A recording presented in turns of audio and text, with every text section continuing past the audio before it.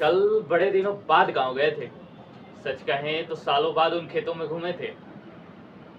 रास्ते में ऐसे हजारों दोस्त मिले थे जिनसे मिले सालों हो गए थे। चाहे वो कोई गौरैया हो या कोई नीलगाय, वो सब मिले थे। पर ये मैं तुम्हें क्यों बता रहा हूँ? तुम्हें इससे कोई फर्क नहीं पड़ता। मुझे दुख इसी बात का है कि तुम्हें इससे कोई फर्क नहीं पड़ता। गौतम बुद्ध आज से 2400 साल पहले एक बात कह के चले गए थे। हम थे उस समय, हमसे कहे थे वो कि एक पेड़ सबकी सुरक्षा करता है, यहाँ तक कि उस लकड़हारे तक को छाया देता है जो कि उसका विनाश करता है। ये बात गौतम बुद्ध आज से 2400 साल पहले कह के चले गए थे, पर हम आज भी नहीं समझ सके। हम मनुष्य आज भी इस बात को समझ ना सके, और शायद इसके पीछे सिर्फ एकमात्र कारण है कि ये जो जीव है, मनुष्य, मानव, इंसान, ये दुनिया का सबसे समझदार जीव है। सबसे समझदार जीव होने का दावा करता है और इतनी छोटी सी बात नहीं समझ सकता। शायद यही कारण है कि प्रकृति का क्रोध इसे समय समय पर देखना पड़ता है। हमारी पृथ्वी एक से बढ़ के एक जीवों से भरी हुई है, चाहे वो कोई फंगस हो, बैक्टीरिया हो, कोई माइक्रो ऑर्गेनिज्म हो, या फिर कोई कुत्ता, बिल्ली, इंसान। एक से बढ़ के एक जीवों से भरी हुई ये पृथ्वी है। इसमें एक से बढ़ के एक बायोडायवर्सिटी है, और इसी बायोडायवर्सिटी का एक पार्ट इंसान भी है। नेचर ने ये बायोडायवर्सिटी ऐसे बनाई है कि सब के सब एक दूसरे पर डिपेंडेंट है। सब के सब एक दूसरे की मदद से अपना जीवन यापन करते हैं, और उसमें इंसान इसको बिगाड़ने पर तुला हुआ है। हमारा देश भारत विविधताओं में एकता का देश।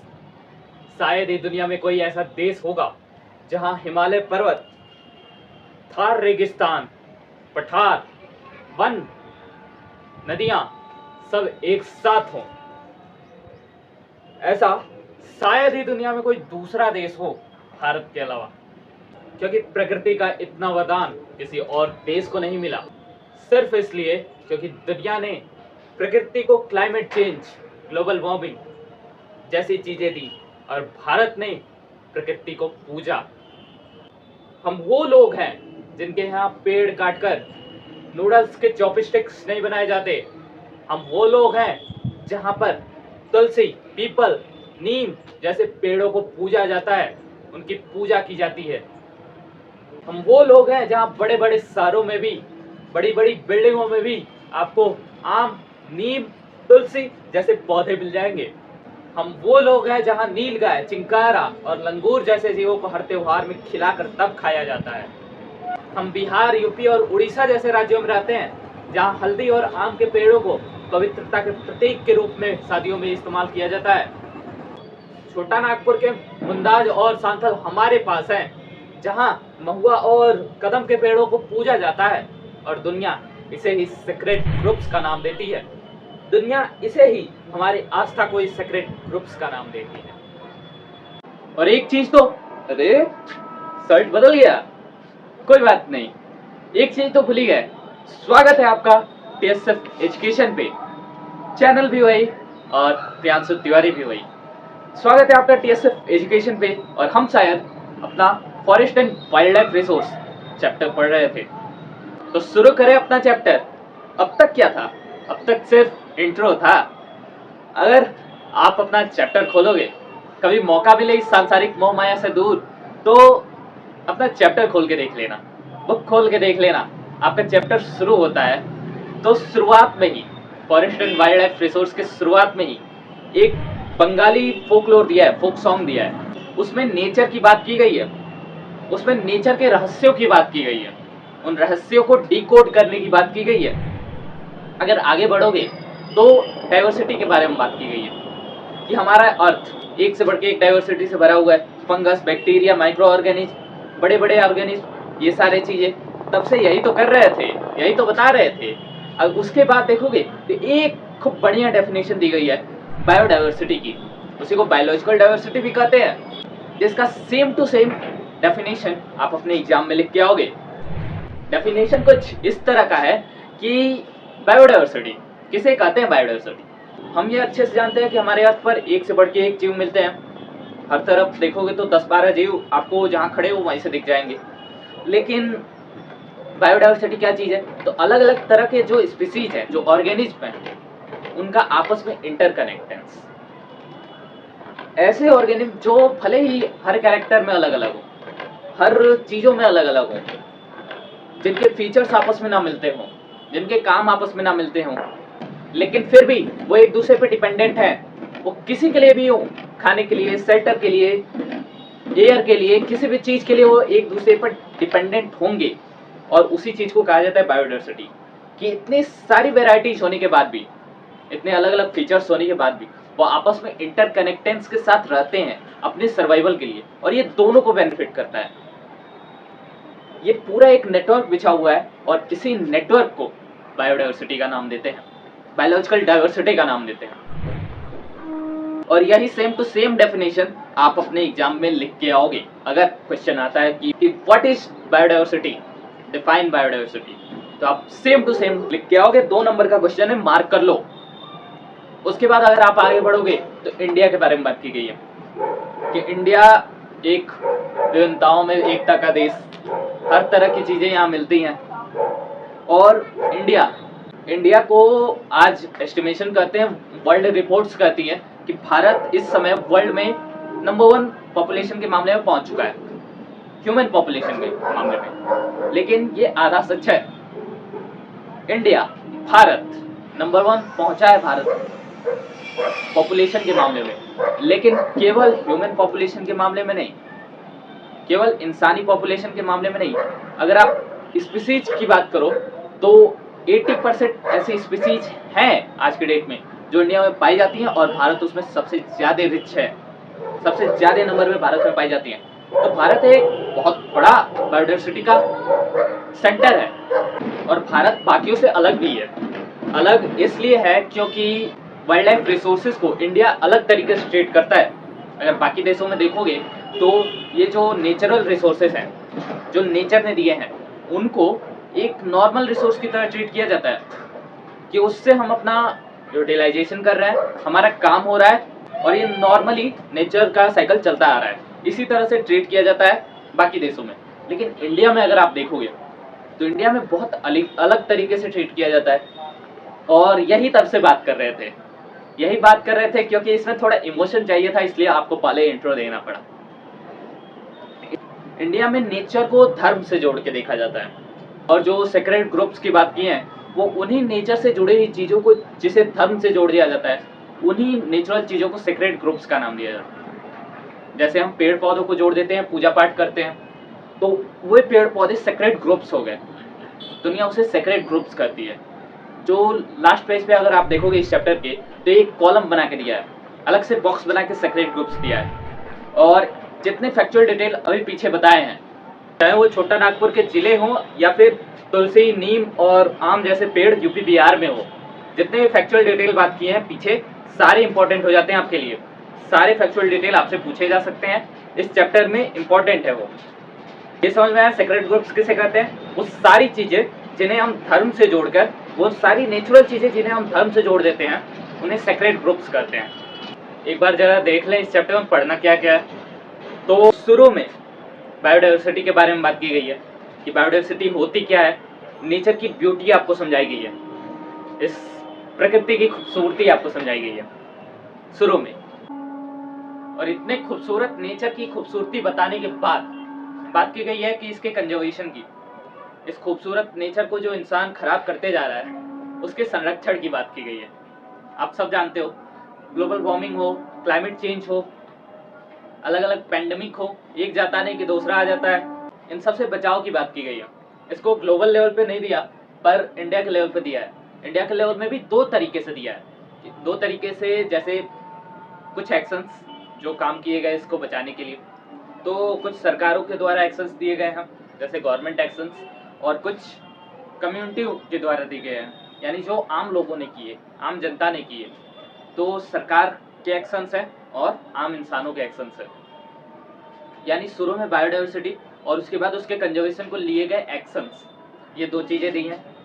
उसके बाद दिया गया है कि जो इंडिया में अलग अलग तरह के जंगल है, अलग अलग तरह के वन हैं, उसके डिवीजन के बारे में दिया गया है कि कैसे कैसे डिस्ट्रीब्यूट हैं वो, कहाँ किस तरह के फॉरेस्ट हैं।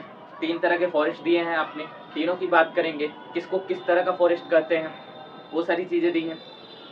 और एक्शंस में ही प्रोजेक्ट टाइगर आपको अलग से दिया है इधर बॉक्स में, और लास्ट में सेक्रेट ग्रुप्स दिया है। बस इतने में चैप्टर खत्म, जिसमें से आप आधा तो पढ़ ही चुके। इधर बायोडाइवर्सिटी जान चुके क्या होता है, और इधर सेक्रेट ग्रुप्स पढ़ चुके। बचा क्या? बचा सिर्फ कंजर्वेशन और डिस्ट्रीब्यूशन ऑफ फॉरेस्ट। बस यही 2 चीजें तो बची है। 2 आप पढ़ लिए, 2 बचा है, तो इसको भी खत्म कर लेते हैं जल्दी। तो सबसे पहले देख लेते हैं कि यार इतना जल्दी तो मेरे बच्चों का मूड नहीं बदलता, इतना जल्दी तुम अपना कलर चेंज कर रहे हो। चलो तुम्हारा हिसाब तो करेंगे, पर पल चैप्टर का हिसाब कर देते हैं। सबसे पहले देख लेते हैं कि डिस्ट्रीब्यूशन ऑफ फॉरेस्ट किस किस तरह से डिस्ट्रीब्यूट है। अगर डिस्ट्रीब्यूशन की बात करें, ये विभाजित किस किस तरह से है वन इंडिया में, तो मेनली 3 बात आती है, 3 क्लास आते हैं। पहला रिजर्व, नाम सुन लो, बता रहे हैं अभी। रिजर्व, प्रोटेक्टेड और अनक्लास्ड। फिर एक बार, रिजर्व, प्रोटेक्टेड और अनक्लास, ये 3 फॉरेस्ट टाइप आप में हैं, आपके सिलेबस में है। तो पहला यानी रिजर्व फॉरेस्ट, तो रिजर्व किसे कहेंगे? तो वे फॉरेस्ट जिसे सरकार रिजर्व करके रखी है, यानी संरक्षित करके रखी है। जैसे सरकार कुछ वाइल्ड लाइफ सेंचुरीज बनाती है, कुछ पार्क्स वगैरह बनाती है, तो वैसी चीज़ें, वैसे ही सरकार कुछ फॉरेस्ट को भी रिजर्व करके रखती है, तो उन फॉरेस्ट को रिजर्व फॉरेस्ट कहा जाता है। और इंडिया में लगभग आधे से अधिक फॉरेस्ट यही है, लगभग 55% फॉरेस्ट रिजर्व फॉरेस्ट की क्लास में आते हैं, रिजर्व फॉरेस्ट की कैटेगरी में आते हैं। दूसरा यानी प्रोटेक्टेड फॉरेस्ट। आप एक बात बताओ, प्रोटेक्ट किसको करोगे? जो पहले से एक्सप्लॉयड हो, जिसे पहले से खतरा हो, आप उसे ही ना बचाओगे। तो प्रोटेक्टेड फॉरेस्ट यानी जिसका एक्सप्लॉयटेशन हो चुका हो, जो एक्सटिंक्ट होने की कैटेगरी पे हो, उसे सरकार एकदम स्ट्रिक्टली उसे प्रोटेक्ट करती है, उसे प्रोटेक्टेड फॉरेस्ट के कैटेगरी में रखा जाता है। और तीसरा यानी अनक्लास्ड फॉरेस्ट, जो जो बच गए सो अनक्लास्ड फॉरेस्ट, यानी एक रिजर्व फॉरेस्ट जो लगभग 55% है, दूसरा यानी प्रोटेक्टेड फॉरेस्ट जो लगभग 33% है, और तीसरा यानी अनक्लास्ड फॉरेस्ट यानी जो नेचुरली अभी अच्छे हैं, जहाँ आदिवासी वगैरह लोग रहते हैं। तो ये 3 तरह के फॉरेस्ट आप में दिए हुए हैं। पहला रिजर्व यानी जिसे सरकार अपने कब्जे में रखेगी, लेकिन उतनी स्ट्रिक्टली नहीं। और दूसरा यानी प्रोटेक्टेड यानी एकदम खूब स्ट्रिक्टली उस पर सारे नियम कायदे लागू होंगे। तीसरा अनक्लास्ड, जिसमें आम लोगों का भी आना जाना मान्य होगा। अगर देखोगे तो रिजर्व में भी आना जाना मान्य होता है, लेकिन उसके रिसोर्सेज को यूज करने की परमिशन नहीं होती है। केवल सूखी लकड़ियां, फल फूल आदि ले जाने की परमिशन होती है आसपास के लोगों को, लेकिन मनमाने तौर पे यूज करने की परमिशन नहीं होती है रिजर्व फॉरेस्ट में। प्रोटेक्टेड फॉरेस्ट में स्ट्रिक्टली बैन रहता है, बिल्कुल आप कुछ भी नहीं ले जा सकते, कुछ भी नहीं आना जाना उसमें बंद रहता है। और अनक्लास्ड फॉरेस्ट जो नॉर्मली सबके लिए खुला रहता है, आप नेचर से जैसे नदी नाले तालाब यूज करते हो, वैसे ही अनक्लास्ड फॉरेस्ट को यूज कर सकते हो। तो ये 3 ग्रुप थे, रिजर्व फॉरेस्ट, प्रोटेक्टेड फॉरेस्ट और अनक्लास्ड फॉरेस्ट। एक और काम कर लेना, इन तीनों की लिख लेना कौन से फॉरेस्ट किस एरिया में पाए जाते हैं, किस स्टेट्स में पाए जाते हैं भारत में। बस लिख लेना, याद वाद मत करना, बस अपने आप याद हो जाएगा। जैसे आप खुद बताओ कि अनक्लास्ड फॉरेस्ट पहले बात करते हैं। अनक्लास्ड फॉरेस्ट यानी जहाँ नेचुरली घने वन मिलते हों, घने जंगल होते हों। आप खुद सोचो कि इंडिया में ऐसे कौन से स्टेट्स हैं जहाँ ज़्यादा वन है। आप एक बार खुद सोच के देखो कौन से स्टेट्स के नाम आते हैं। क्या आपके मन में नॉर्थ ईस्टर्न स्टेट्स के नाम नहीं आ रहे? नॉर्थ ईस्टर्न स्टेट्स बिल्कुल आ रहे होंगे, तो लिख लो नॉर्थ ईस्टर्न स्टेट्स। और एक और लिख लेना कि गुजरात के भी कुछ पार्ट्स में अनक्लास्ड फॉरेस्ट पाए जाते हैं। ये 2 लिख लो, नॉर्थ ईस्टर्न स्टेट्स और गुजरात के कुछ पार्ट, किसमें? अनक्लास्ड फॉरेस्ट में।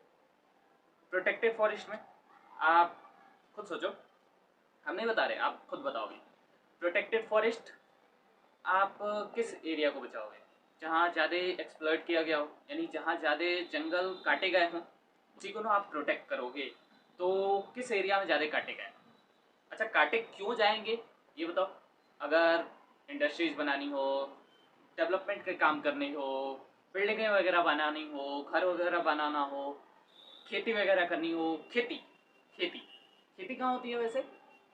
खेती वाले एरिया तो यूपी, बिहार, पंजाब, हरियाणा, ये सब है। तो प्रोटेक्टेड फॉरेस्ट कहाँ पाए जाएंगे? यही पाए जाएंगे। तो लिखो, यूपी, बिहार, हरियाणा, पंजाब, हिमाचल, उड़ीसा, राजस्थान। हो गए? कितने हुए? गिनते रहना। यूपी, बिहार, पंजाब, हरियाणा, ये सब लिख लेना। ठीक है। तीसरा, यानी पहला ही हमारा था रिजर्व फॉरेस्ट। रिजर्व फॉरेस्ट, अच्छा, बचे कौन से? रिजर्व फॉरेस्ट ही ना। तो रिजर्व फॉरेस्ट यानी मॉडरेट, जहाँ ज़्यादा एक्सप्लॉइट भी ना किया गया हो और ज़्यादा घने भी ना हो, ज़्यादा वेल डेवलप भी ना हो। तो कहाँ ऐसा है? ये कुछ जम्मू कश्मीर वाले एरिया में नहीं है, और सदर्न स्टेट्स है, यानी आपके तमिलनाडु, कर्नाटका, केरला, ये सारे स्टेट्स यानी सदर्न पार्ट हो गए पूरा, और बंगाल वगैरह वाला एरिया हो गया। तो स्टेट्स आप लॉजिकली भी सोच सकते हो, केवल आप कॉपी में लिख लेना, याद अपने आप हो जाएगा। ठीक है, याद वाद मत करना। तो ये हो गया distribution of forest. Distribution of forest में यही था। तीनों समझ में आया, कौन कौन से किसे कहते हैं, रिजर्व फॉरेस्ट किसे कहते हैं, प्रोटेक्टेड फॉरेस्ट किसे कहते हैं, और अनक्लास फॉरेस्ट किसे कहते हैं। तीनों कहाँ कहाँ पाए जाते हैं ये आपको पता चल गया। और इसमें से दो को मिलाकर, यानी रिजर्व और प्रोटेक्टेड फॉरेस्ट को मिलाकर परमानेंट फॉरेस्ट भी कहा जाता है। यानी अगर मोटा माटी बांटना चाहो तो एक परमानेंट फॉरेस्ट और एक अनक्लास फॉरेस्ट हो सकता है। परमानेंट के अंदर दो आ सकता है, कौन कौन सा? रिजर्व और प्रोटेक्टेड। और कोई मध्य प्रदेश से अगर हो तो तुम्हारे स्टेट्स में तो 75% परमानेंट फॉरेस्ट ही है, यानी रिजर्व फॉरेस्ट और प्रोटेक्टेड फॉरेस्ट मिलाकर ही तुम्हारे स्टेट के पूरा जो फॉरेस्ट एरिया है उसका 75% होल्ड करता है। तो हमने क्या क्या देखा? प्रोटेक्टेड और अनक्लास, तीन, जिसमें से दो को मिलाकर परमानेंट फॉरेस्ट भी कहा जाता है। आपने ये देख लिया क्या क्या करते हैं। समझ में आया? नहीं समझ में आया? कमेंट आपके लिए इंतजार कर रहा है। तो ये देख लिया कि कौन से तरह के फॉरेस्ट किस स्टेट्स में पाए जाते हैं। याद करने की कोई जरूरत नहीं है, बस लिख लेना, याद अपने आप हो जाता है। ठीक है, यानी हमने तीन देखे, रिजर्व, प्रोटेक्टेड और अनक्लास। रिजर्व जैसे सरकार ने रिजर्व करके रखा है, प्रोटेक्टेड यानी जो एक्सटेंट होने की कैटेगरी पे है, और अनक्लास जो अभी नेचुरली वेल ऑफ है, अच्छा है अभी। प्रोटेक्टेड, इसमें एक प्रोटेक्टेड भी था, यानी जो एक्सटेंट होने की कैटेगरी पे है, जो अब खतरे में है, तो उसे बचाने की ज़रूरत है। तो बचाने के लिए ठीक है, प्रोटेक्टेड फॉरेस्ट की कैटेगरी में उसको डाल दिया गया। सारे नियम कायदे उस पर बनाए जा रहे हैं, लगाए जा रहे हैं। और भी कुछ काम किए गए होंगे ऐसे रिसोर्सेज को बचाने के लिए। तो देख लेते हैं एक्सेस क्या लिए गए ऐसे रिसोर्सेज को बचाने के लिए। जैसे सरकार की अगर बात करोगे तो जो सरकार के द्वारा एक्सेस लिए गए, तो अगर 1960s और 70s की बात करें, 60s 70s की, तो एक प्रोटेक्शन एक्ट की डिमांड उठने लगी थी कि एक national wild life protection act आना चाहिए। आखिर कुछ नियम कायदे भी तो होने चाहिए ना, जिसकी सारी चीज़ें चलेंगी। तो 1960s 70s के टाइम में ये डिमांड उठने लगी थी कि कोई एक प्रोग्राम ऐसा चले, और हुआ भी ऐसा ही। अच्छी बात थी कि 1973 में एक Indian protection wild life program, Indian wild life protection act pass कर दिया गया, जिसमें कुछ प्रोटेक्टेड स्पीसीज की लिस्ट जारी की गई थी। कि इस ऐसा कानून बनाया गया था, और उसमें कुछ स्पीसीज को प्रोटेक्टेड की कैटेगरी में डाला गया था कि ये स्पीसीज एकदम हाई रिस्क पे हैं, इनको बचाने की ज़रूरत है। अच्छी बात थी। इसमें समय समय पर अमेंडमेंट्स भी हुए, बाकी और भी चीज़ें जोड़ी गई। उस समय कुछ स्पीसीज थी, बाद में अगर देखोगे तो 1980 और 1986 में कुछ अमेंडमेंट हुए, कुछ बदलाव हुए, जिसमें कुछ कीड़ों को, कुछ बटरफ्लाई हुए, ड्रैगन फ्लाई, इन सबको जोड़ा गया था उसमें। 1991 में इसमें पहली बार प्लांट्स को जोड़ा गया, पहली बार लगभग 6 स्पीसीज के साथ 6 स्पीसीज जोड़ी गई थी प्लांट की। बाद में इसे बढ़ाते चले गए, तो धीरे धीरे इसमें सुधार होता गया, और आज बहुत सारी स्पीसीज इस एक्ट के अंदर आती हैं जिसको इससे प्रोटेक्शन मिलता है। तो सरकारें काम तो करती हैं यार, जैसे सेंट्रल गवर्नमेंट अलग अलग स्कीम्स चलाती है, जैसे प्रोजेक्ट टाइगर, जाना माना नाम है। वन हॉर्न राइनोसोरस, इसके लिए प्रोजेक्ट्स चलाए जाते हैं। जो चिंकारा हुए, इनके लिए चलाए जाते हैं। एशियन लॉयन के लिए प्रोजेक्ट चलाए जाते हैं। ये घड़ियाल हुए, इनके लिए प्रोजेक्ट चलाए जाते हैं। कश्मीरी स्लैक के लिए चलाए जाते हैं। तो अलग अलग सेंट्रल गवर्नमेंट की स्कीम्स हैं इन एनिमल्स को, इन वाइल्ड लाइफ को प्रोटेक्ट करने के लिए।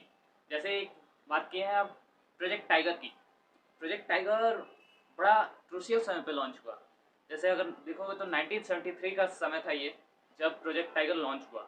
और लॉन्च करने की एकदम ज़रूरत आ चुकी थी, क्योंकि 1973 में ऐसे एस्टिमेशंस आए कि लगभग 1827 स्पीसीज बची हुई थी टाइगर्स की।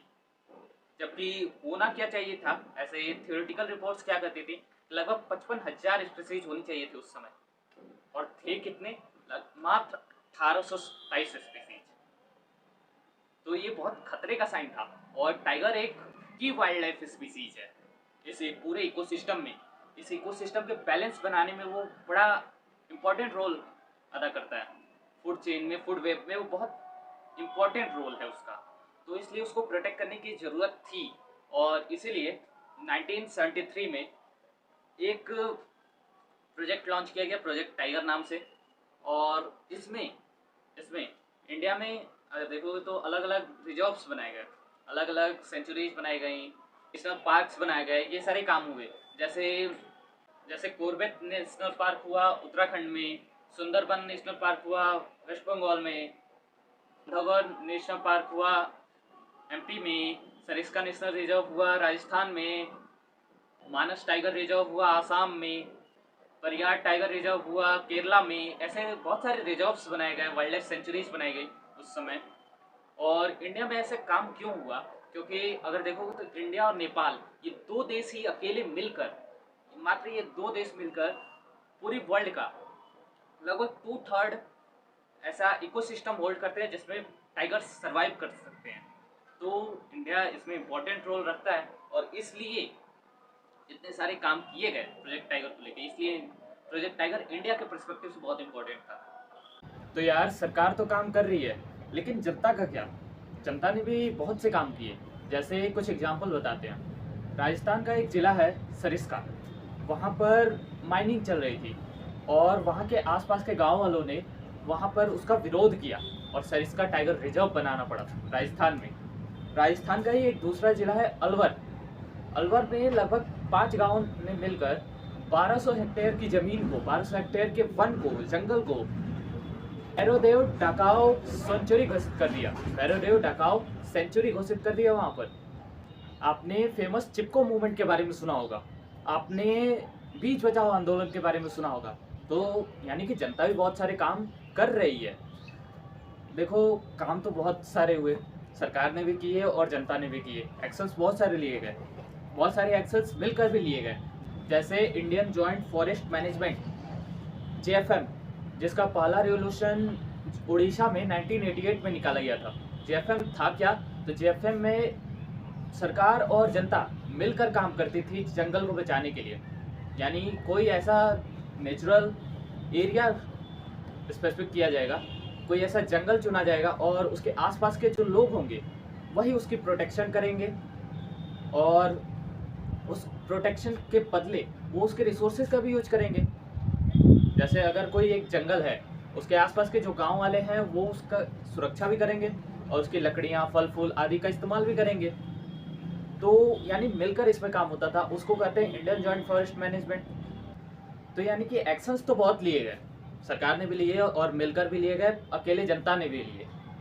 ये चैप्टर बहुत अच्छा चैप्टर है क्योंकि ये नेचर के बारे में बताता है। नेचर से रिलेटेड ये बहुत अच्छा मैसेज देके जाता है।